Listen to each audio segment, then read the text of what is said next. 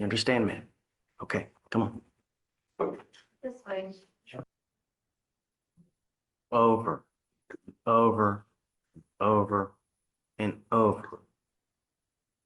Now on our fourth. You now stand charged with prostitution. On April 9th, 2025, in Harris County, Texas, an officer was conducting an undercover investigation and observed the defendant walking on the side of the street. The officer observed that the defendant was exposing part of her breast and made contact with the defendant. The defendant asked the officer if the officer was the police, to which the officer replied he was not.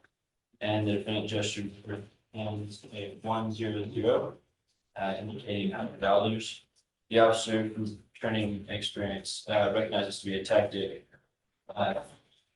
used by prostitution workers to mitigate verbal conversations because they're aware of police reporting tactics. The officer then whispered 100, 104.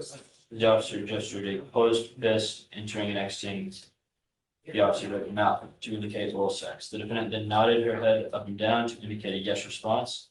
The defendant then told the officer to get a room at a nearby hotel. The officer stated the defendant gestured a 2 and 5 to indicate the price of the hotel.